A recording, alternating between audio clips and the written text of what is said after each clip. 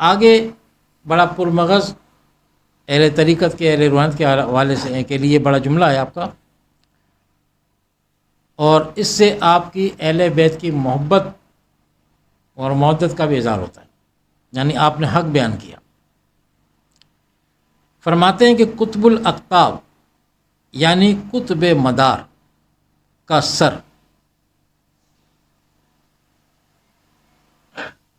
قطب مدار جو ہوتا ہے نا،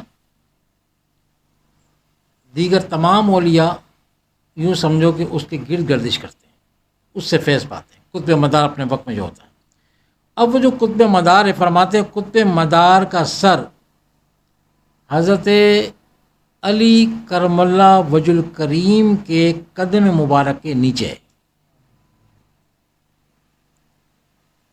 اس کے آگے پھر اور آپ فرماتے ہیں قطب مدار انہی کی حمایت اور رعایت سے اپنے ضروری امور کو سر انجام دیتا اور مداریت سے عہدہ برا ہوتا ہے۔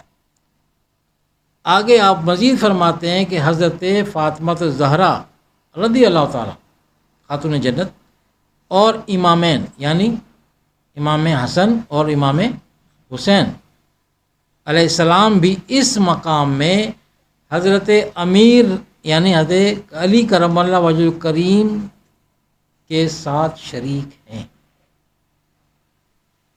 سمجھے بات؟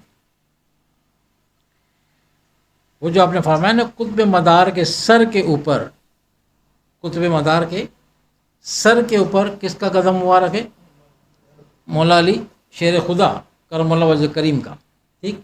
اور پھر آگے آپ بیان فرماتے ہیں کہ اس مقام میں خاتون جنت بھی حضرت علی کے ساتھ ہیں اور آپ کے دونوں شہزادے بھی ساتھ ہیں۔ یہ ہے اہل بیت کے ساتھ محبت کہ آپ نے حق بات کرنے میں، بیان کرنے میں، وہ جو پردے کے پیچھے کی بات ہے اسے کھول کے بیان کر دیا۔ یہاں الحمدللہ کہ امام ربانی رحمۃ اللہ علیہ کی تعلیمات تعصب سے بالاتر ہیں، کسی بھی قسم کا تعصب آپ اس سے بات، صوفی اور تعصب رکھے تو پھر صوفی کس بات کا؟ صوفی کا معنی تو یہ کہ وہ اس کا قلب صاف ہو چکا، وہ تعصب رکھے کسی بھی حوالے سے